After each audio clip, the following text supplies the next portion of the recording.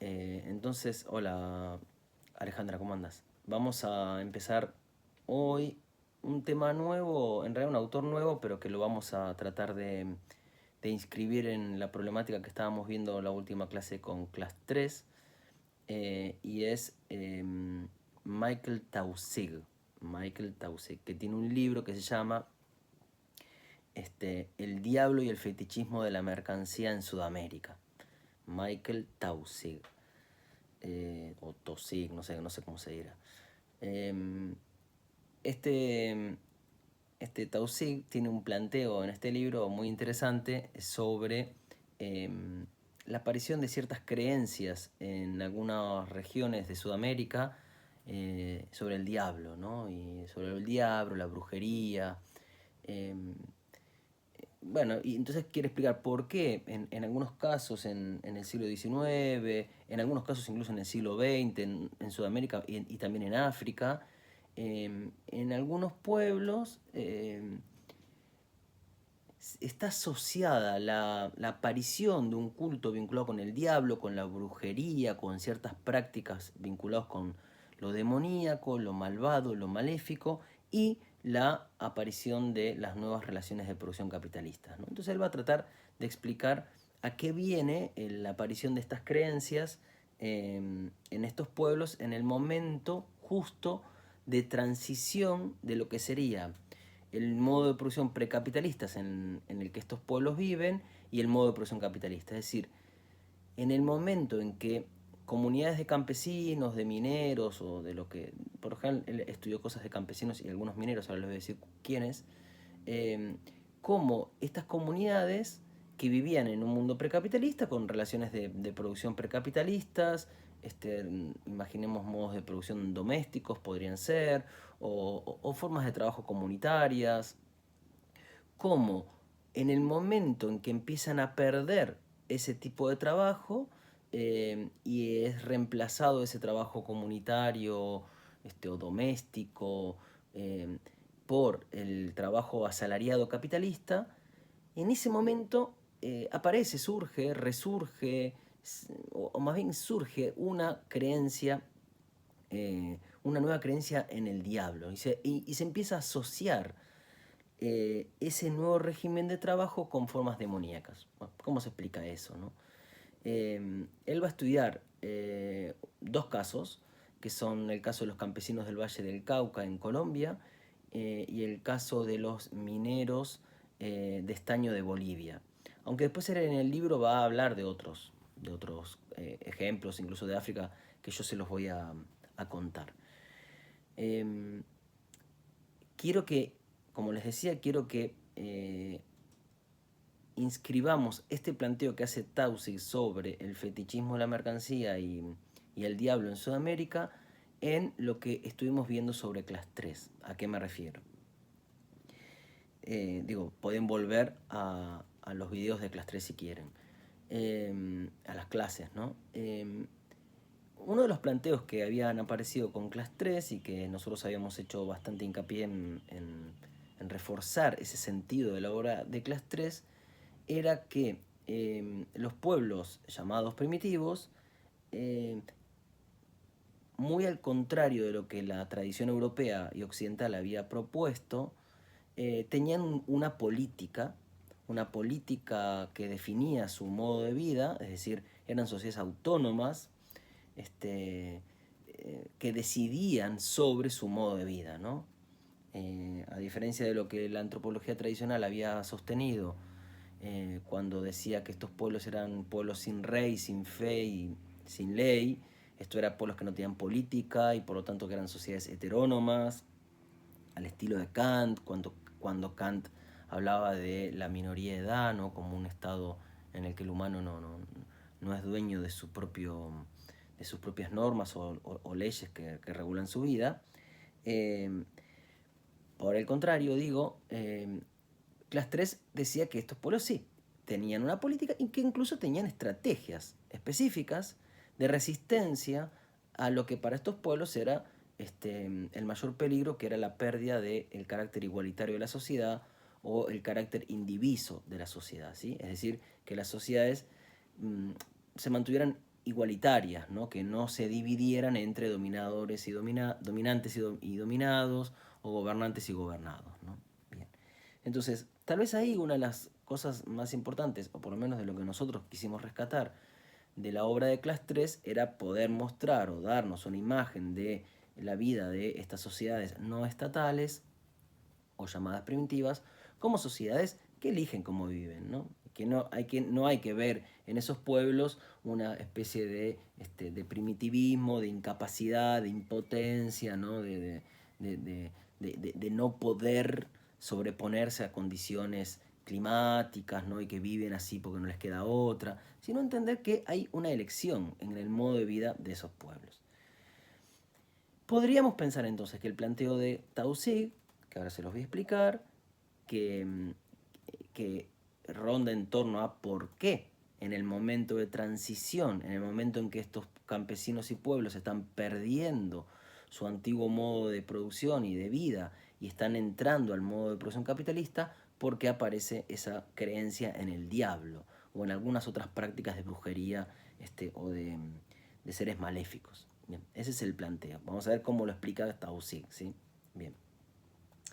Entonces, en primer lugar, entonces, ¿qué vamos a hacer? Vamos a ver el planteo de Tausig, que es un planteo que él, por supuesto, se va a apoyar en algunos conceptos de la teoría de Marx, que son el concepto sobre todo de fetichismo, que es un concepto que proviene de Marx, y los conceptos de mercancía, de valor de uso y valor de cambio, ¿sí? Esos son un poco los conceptos que Tausig toma de Marx y que los va a poner en juego para explicar por qué entonces en el momento de transición de un modo de producción a otro, estos pueblos elaboran una creencia en el diablo. Yo se los voy a ir explicando. Bien. Ahí se fue mi gata. Bueno. El planteo es entonces, ¿sí? En el momento en que estos campesinos, por ejemplo los del Valle del Cauca en Colombia o los mineros de estaño de Bolivia, abandonan, pierden su modo de trabajo porque aparecen las nuevas relaciones de producción capitalistas, aparece la creencia en el diablo. ¿Qué quiere decir que aparece la creencia en el diablo? Que aquellos campesinos que empiezan a trabajar como proletarios, es decir, como trabajadores asalariados, aquellos campesinos que empiezan a trabajar en vistas a la producción de una ganancia, aunque la tengan o no, no importa, pero ese es el nuevo sentido de la producción capitalista. Bueno, repasemos a Marx, no lo voy a hacer ahora, pero vayan y repasen las clases de Marx. Cuando cambiamos, recuerden que yo se explicaba así a Marx, cuando se abandona el modo de producción precapitalista y aparece el capitalismo, una de las características propias de este nuevo régimen de producción era que la economía estaba determinada económicamente, ¿se acuerdan? Y esto era que el único sentido para la organización de la producción, y esto era de la vida, era la acumulación o la producción de una riqueza, solo de un sector de la sociedad, por supuesto. Estos pueblos, estos campesinos, estos trabajadores, cuando empieza a convertirse en trabajadores asalariados, cuando el trabajo empieza a vivirse como un medio para la producción de riqueza, ven en esos trabajadores que empiezan a trabajar así, por eso les digo que ese es justo el momento de la transición, lo que ven ahí es una alianza con el diablo. Es algún tipo de pacto con el diablo. El trabajador que empezó a trabajar para cobrar un salario, el trabajador que trabaja para generar riquezas, y esto es el trabajador que ya sabemos, ¿no? Que trabaja ya como un individuo, que trabaja de manera un poco alienada para recibir un salario y que realiza un trabajo que no entiende muy bien ni de qué se trata. Ese trabajador, y sobre todo los grandes productores, ¿no? Que buscan hacer riqueza con el trabajo, es porque han hecho un pacto con el diablo. Es como fantástico, ¿no? Estos tipos ven que los que empiezan a vivir bajo el patrón capitalista lo hacen porque han hecho un pacto con el diablo. Es como que han vendido su alma al diablo, ¿no? Y entonces aparece algo muy interesante para entender la mentalidad de estos pueblos, de estos campesinos y trabajadores, que es lo siguiente. En el mundo precapitalista, por lo general, sobre todo en sociedades campesinas, las divinidades más importantes vinculadas al trabajo son divinidades de la fertilidad. Son divinidades que tienen que ver con la fertilidad, ¿no? Las divinidades que hacen crecer a la naturaleza. Esto está en todos los pueblos. Cuando se cambia, cuando acontece el paso al modo de producción capitalista, la divinidad que empieza a estar asociada al trabajo de la tierra, sea en una mina, sea cortando caña de azúcar, o lo que fuera, o bananas, vendiendo bananas, ahora les voy a dar unos ejemplos de África. La divinidad que está asociada al trabajo ya no es más una divinidad de la fertilidad, sino una divinidad de lo estéril, de lo estéril. Es decir,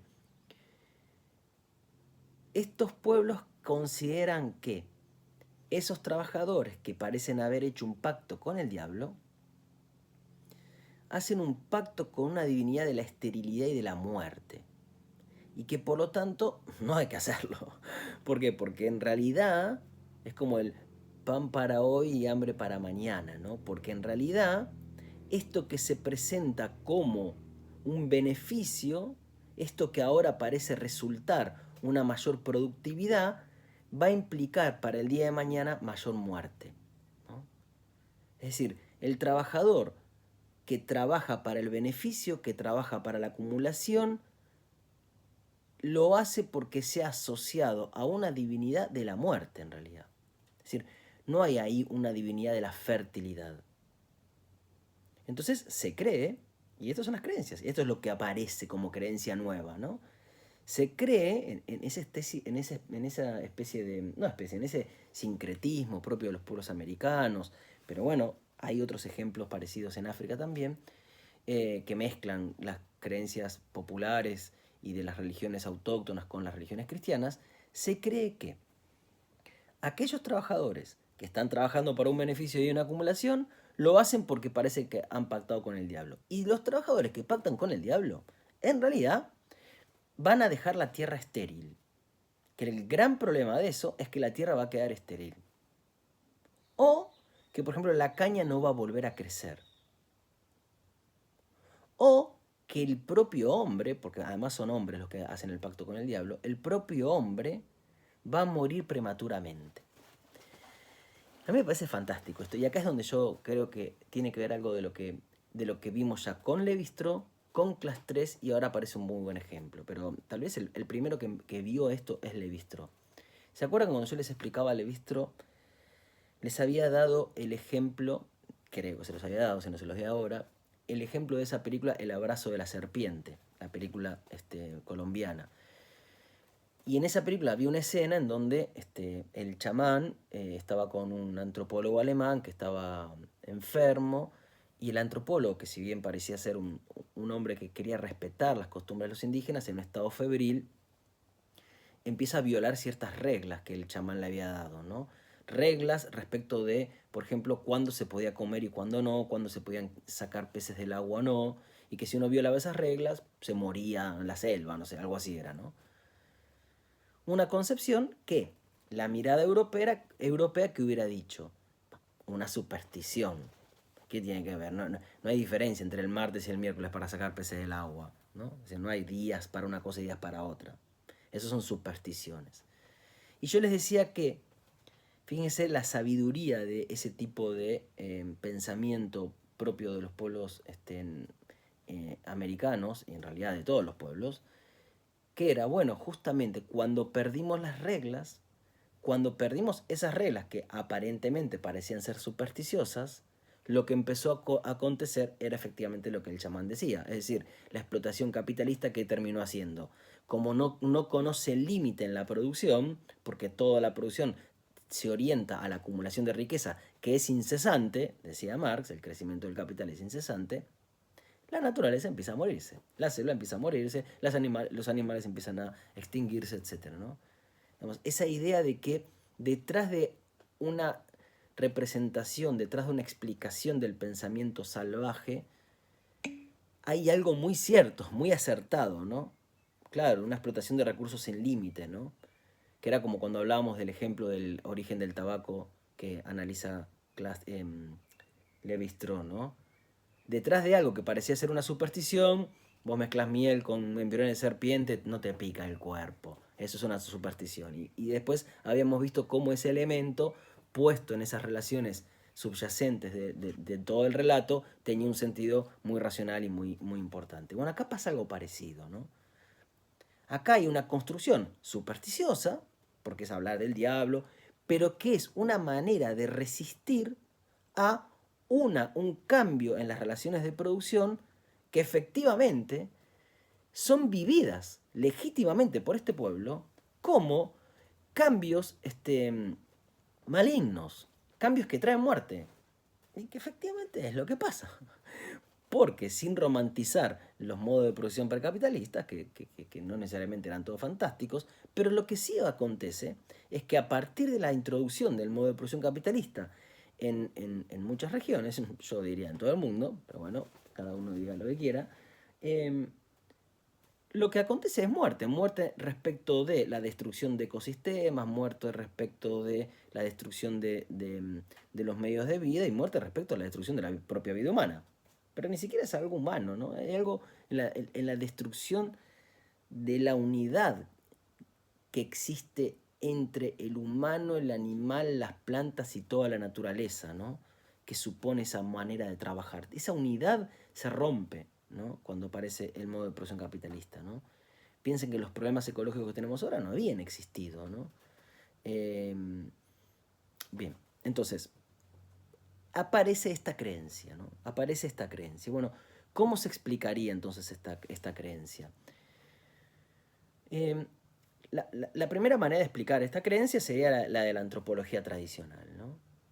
Este tipo de supersticiones está asociada a lo que gran parte de la antropología tradicional, desde Morgan, Taylor o Malinowski, incluso textos clásicos como La rama dorada de Fraser, habían dicho sobre la magia, sobre la magia.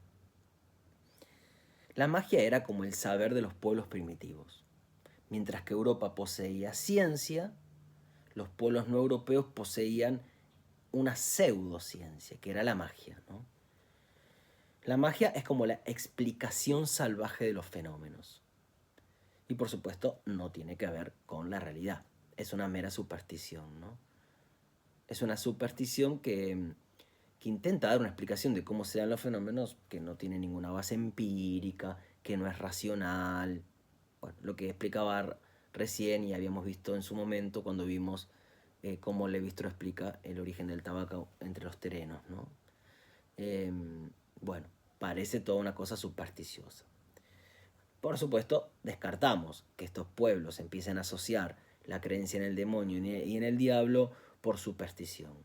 No es que son primitivos, no es que tienen una mente infantil, no es que, no sé, somos supersticiosos y creen en estupideces, no tiene que ver con eso. Ya sabemos que ese tipo de explicaciones salvajes son bastante coherentes y tienen su razón de ser. Otra explicación para la aparición de esta creencia, que estaría muy próxima, en cierto sentido al menos, a la interpretación que se podría desprender de Clase 3, tendría que ver con la explicación que afirma que estos pueblos tienen una ética igualitaria y que entonces lo que hacen es buscar mantener esa igualdad en la sociedad y entonces la superstición se explica por su función social, que sería un poco la explicación funcionalista que había dado la antropología funcionalista, que explica las creaciones como de la mente humana a partir del concepto de utilidad. Es decir, todo tiene que tener una utilidad, todo tiene que servir para algo, todo tiene que tener una función. Entonces, si creo en el diablo es porque eso sirve para evitar caer en ese tipo de modo de producción. Eso está bien, pero a medias, va a decir Tausig, ¿no? La falla de esa explicación justamente se deriva de los postulados de una interpretación funcionalista, ¿no? No siempre las creencias se explican por su funcionalidad, por su utilidad. Entonces, lo que va a decir Tausig, la explicación que él va a dar, tiene que ver con lo siguiente. No busquemos la explicación, por supuesto, ni en las supersticiones ni en la utilidad, sino busquémosla como un modo legítimo de resistencia, de oposición. ¿A qué? De oposición no a un tipo de funcionalidad, sino de oposición, no tanto al qué se produce, beneficio, acumulación, riqueza, sino al cómo, ¿no? Es decir, cómo trabajamos. Acá esta creencia tiene que ver con poder codificar, comprender, interpretar este cambio social histórico como algo claramente sí, maligno. Maligno. Esto tiene que ver con la muerte. O sea, no es ni siquiera algo utilitario, no es superstición, ni siquiera es algo utilitario porque queremos defender algo. No, no, es que esto es maligno. Esto es la muerte. Esto trae muerte. Y entonces cuando estos pueblos lo codifican y lo asocian al diablo, a los brujos, a divinidades oscuras, tiene que ver con que la manera de vivir ese cambio para estos pueblos está asociada con la muerte, ¿no? Entonces les voy a leer, solo para que le escuchen a Tausig un segundo, un poco la tesis que él plantea, dos fragmentos nada más, que es la siguiente. Miren. Dice así. Sería un descuido notable no darse cuenta de que estas creencias aparecen en un contexto histórico donde un medio de producción está siendo suplantado por otro y donde el diablo representa dramáticamente ese proceso de alienación. Al hacerlo, el diablo no solo representa los cambios profundos de las condiciones materiales de vida, sino también los criterios para el cambio, con todo su alboroto dialéctico de verdad y de ser con el que se asocian tales cambios. Y un poco más adelante dice, la interpretación que quiero elaborar es que las creencias en el diablo constituyen una mediación dinámica de oposiciones, ¿sí? Una mediación dinámica de oposiciones que aparecen en un momento especialmente crucial y sensible del desarrollo histórico. Se puede pensar que estas creencias median, ahí están las oposiciones, median entre dos maneras radicalmente opuestas de entender o evaluar el mundo de las personas y de las cosas. Y entonces ahí dice, y siguiendo a Marx, llamo a estos modelos de evaluación valores de uso y valores de cambio. Ahora yo les voy a explicar qué es eso. Pero lo primero que me interesa es resaltar esto.